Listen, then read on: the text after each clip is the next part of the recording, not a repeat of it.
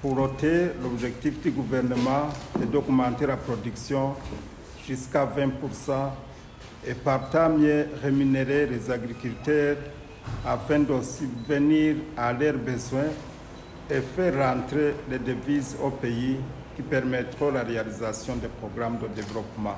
C'est eu égard à cette importance et dans le souci d'arriver à cet objectif d'augmenter la production du thé de qualité que l'État s'est engagé à mettre en œuvre les actions suivantes. Multiplier les pépinières de théiers et augmenter les embravures dans les régions naturelles de Butusi, dans les communes de Matana, Butovu, Songa, Kiansoro et Bissoro, là où la recherche a montré que cette culture peut s'adapter. Faire le recensement des théiculteurs et des champs théicoles dans le but de savoir les étendues et leur état afin de faciliter la disponibilisation des engrais nécessaires.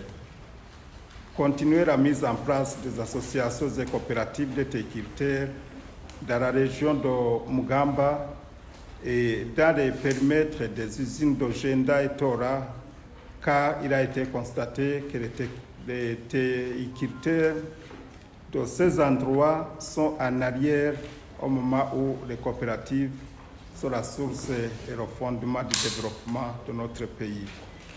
Appuyer et encadrer les investisseurs qui veulent mettre leurs moyens financiers dans ce secteur dans le but d'augmenter et diversifier la production. Construire de nouvelles usines et augmenter la capacité des anciennes pour une amélioration de l'usinage. Améliorer la qualité de l'usinage du thé pour avoir un bon prix au niveau mondial. Sensibiliser davantage les théiculteurs à travailler en association, en coopérative et à bien entretenir leurs champs, à procéder à la reconversion théicole, mais aussi à étendre leurs champs théicoles. Distribuer des plants et autres intrants aux coopératives de théiculteurs, sans oublier des appuis financiers ou au cas où la trésorerie le permet. Pour soutenir les théiculteurs dans leurs efforts d'augmenter la production, le gouvernement du Burundi, au cours de cette campagne 2021-2022, malgré la pandémie de Covid-19 qui a perturbé les cours mondiaux, vient de prendre la mesure d'augmenter le prix aux producteurs.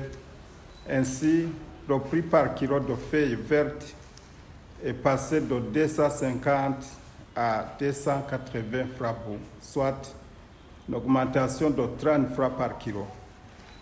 Aussi, il est prévu d'autres avantages au cas où la situation s'améliorerait.